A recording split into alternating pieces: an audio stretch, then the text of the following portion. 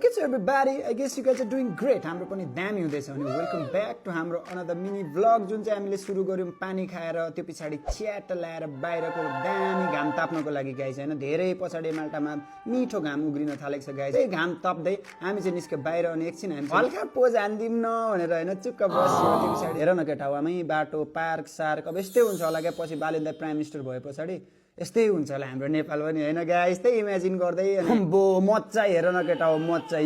यो मायाले हो कि रिसले हो केटा अनि पिङमा पुरा मच्चे पछाडी हामी समोसा कटलेट सटलेट हान्नु गयो हो अन्त आज चाहिँ मेरी उनीले मलाई पुरा प्याम्परिङ हानेको रे हो के facial and this and that हैन म चाहिँ फेरि नट युज्ड है गाइस हैन म थाहा पनि छैन गर्दा पनि गर्दैन थिए हैन तर रमाइलो केटा हो एकदम मजा आयो त्यो पछाडी नङसँग हो केटा हो नङ काट्नको लागि मलाई नङ कटर मात्रै चाहिन्थ्यो केटा हो उल्ले त 4-5 वटा प्रोडक्ट मेन नङ कटर ब्रो 4-5 वटा केमिकल लगाएर मेरो नङ पुरा सफा हो अन्त फेस पनि केटा हो च्याटौले मासास निकाल्दिन हैन मसाज ससाज फेस म्याम अन्त हेर न टल्केको म टिलिलिली ए टल्के हो क्या हो आई लभ यु म्यान अन्त त्यो पछाडी चाहिँ हामी पुरा झ्यालहरु सफा गर्न लाग्यो यस्तो डटी थियो गाइज हैन आम्माम उल्ले हेर यस्तो पखाल्दाखेरि त कालो बा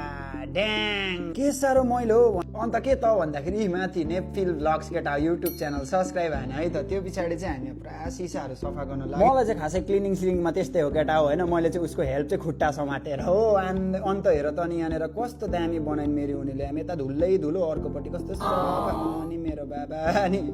तिमी नभए मेरो जिन्दगानी कस्तो हुन्थ्यो होला भनेको उसको हातले नभेटेर अनि मलाई पुसाउन थालिहाल्यो नि उनले हैन मिनी बिचरा म भन्दैछ